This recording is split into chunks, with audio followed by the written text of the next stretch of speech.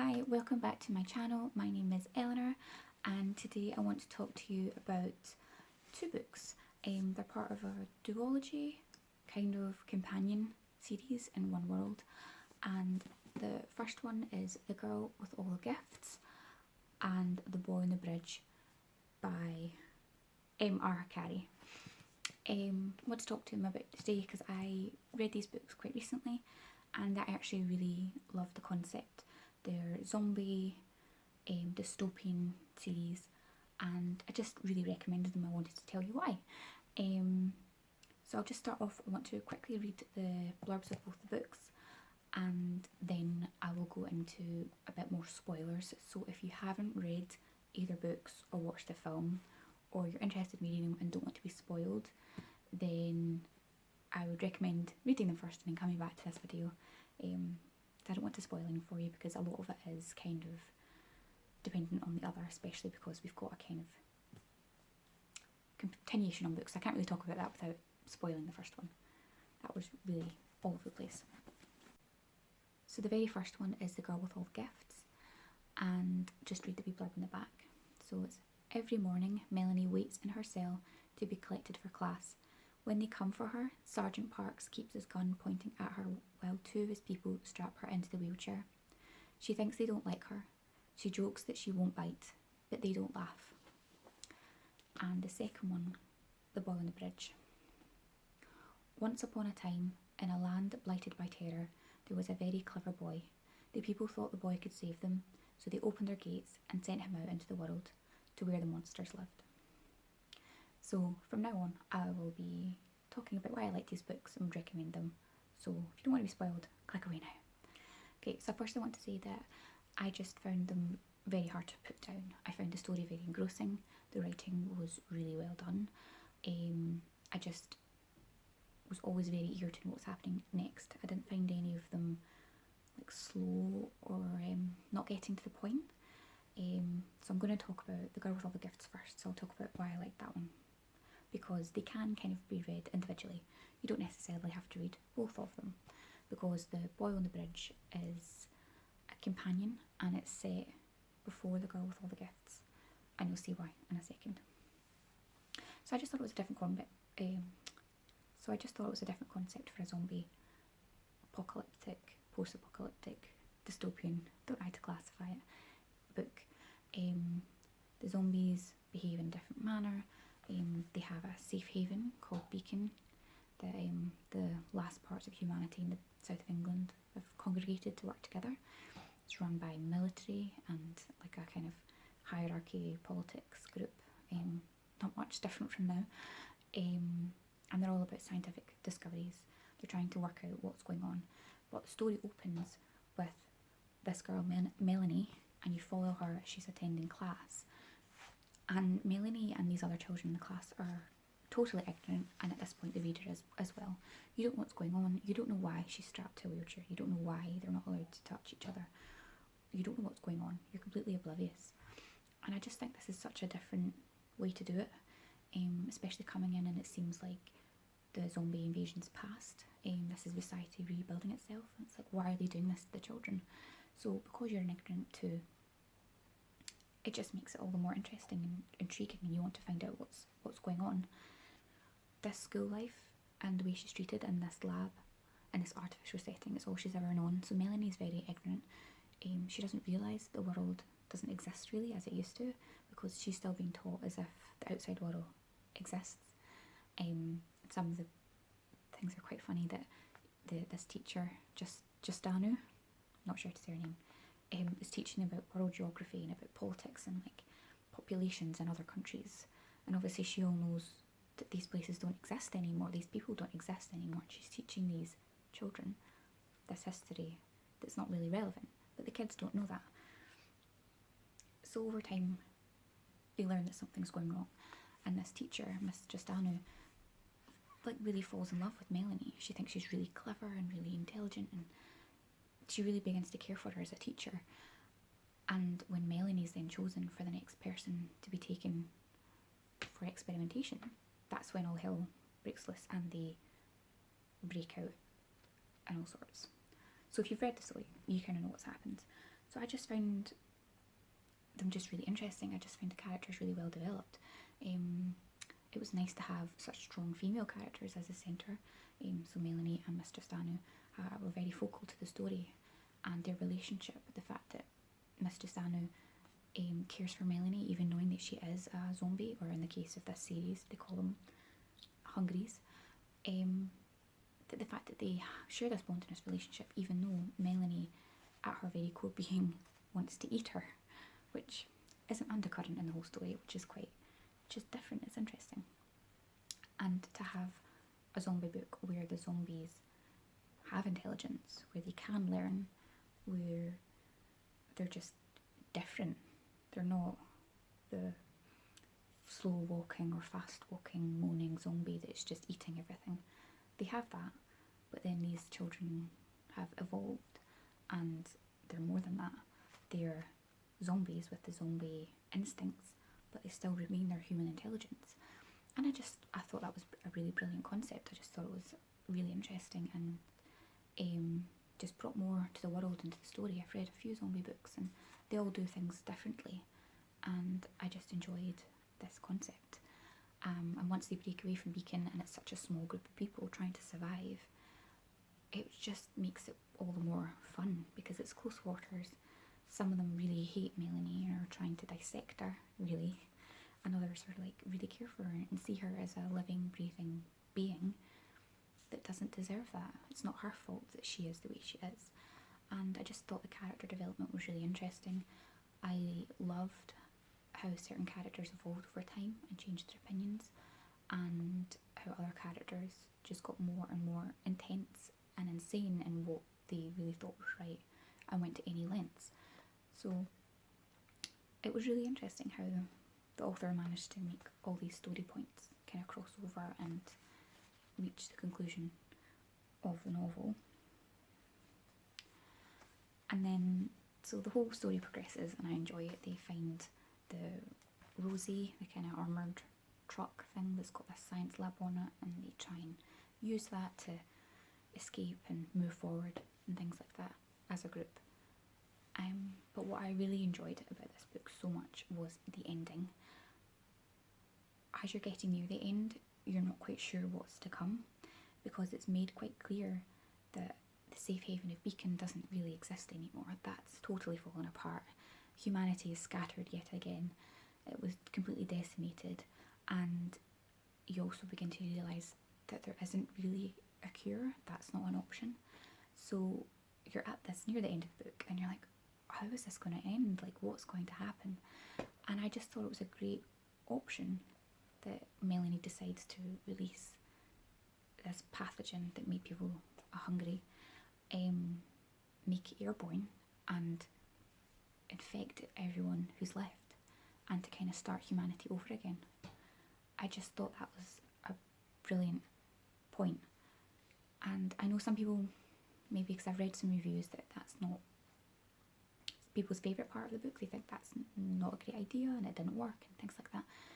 But I'm not all about the happy endings. I just like the fact that it was different. The author went somewhere totally unexpected, and you don't think that that would be an option. That why not just let the zombies take over the whole world, and if they've got this level of intelligence, let them start over again with humanity 2.0.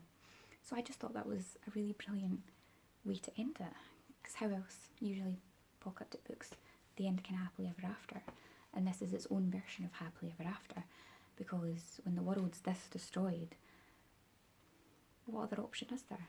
And I'd like to think it would have been quite safe in Melanie's hands, because she was a clever wee girl and just had such an interesting point of view. So then I'm now going to talk about the next book, which is The Boy on the Bridge. This opens up and you're not quite, it takes a wee minute to realise that it's set before the time of The Girl with All the Gifts. I hadn't really realised that. That was probably my lack of research. I thought it was going to be a sequel leading on, and it ended up being a prequel, which I was quite happy for. And I was like, oh, how's that going to be? Because quite quickly you realise it's a story of that armoured truck that they find in The Girl with All the Gifts, nicknamed Rosie. It's called the Rosalind Franklin. It's the story of how that ended up being abandoned in the city and what happened to the crew on board. So you think you're spoiled knowing that they all vanish, but it's such a fun read trying to work out what happened. So it's this little science slash military expedition up north into Scotland and all the way down and round and all over the place with this portable science lab. There's about 12 people on board, and it's a very confined space, and it's all these clashing thoughts and personalities and different types of leadership and all these people clashing together in a small confined space, trying to survive in a zombie apocalypse while trying to find evidence from Hungaries and from the natural environment about how to cure this problem that humanity has. So you're not really spoiled knowing that Rosie ends up abandoned. It's so interesting and fun finding out what happened to these people. So the main character and the boy on the bridge is called Stephen, and he's an interesting character. It's not outrightly said until the end, but he has characteristics of autism, and he's also a bit of a genius or a savant. He's very, very intelligent, and he previously discovered the chemical makeup on how to make this gel that they put on their body that makes them not smell human to the zombies. So he developed this thing. So he's only 15 and he's been brought on this expedition to see what else he can come up with, and also to get him out of the way, because some people don't like him because he's unique, and the human race isn't very good with unique people, and that's true in fiction as well. So he ends up on this expedition, and he's just got a very different insight on how things are going in the world because of his uniqueness. He has his own ideas, so he's not really involved with the main story's expression on how to find out what's wrong with the zombies and how to, don't know how to word it, the main project. He's got his own side project that he's working on in secret and not telling anyone, because instead of looking and dissecting the Hungaries, he thought it would be better to observe them. So he goes on this whole adventure himself about trying to discover that. And whilst doing that, he finds out about these children zombies, which is what Melanie is in the first book. And I just thought it was really good. The characters were fantastic.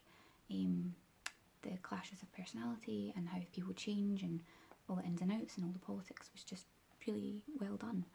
I loved Stephen's character, and I loved his relationship with Dr. Khan, and how because she's pregnant she's a little bit distracted from helping Stephen and seeing that he's got something wrong that he could maybe use help with, and because of that he doesn't share what he's discovered. So Stephen's only connection is with Dr. Khan, and he doesn't feel like he can share these ideas with anything else. And then as time goes on and he discovers more and people are killed, and he makes first contact with the Hungaries and first realises that they have their own type of intelligence. At this point obviously they can't talk because who taught them, but they do have a kind of society and a way of helping each other. And I just thought it was brilliant how Stephen can't seem to connect with the other humans aboard Rosie, but he can connect with these hungry children. He understands them. He's got a really deep and strong sense of empathy.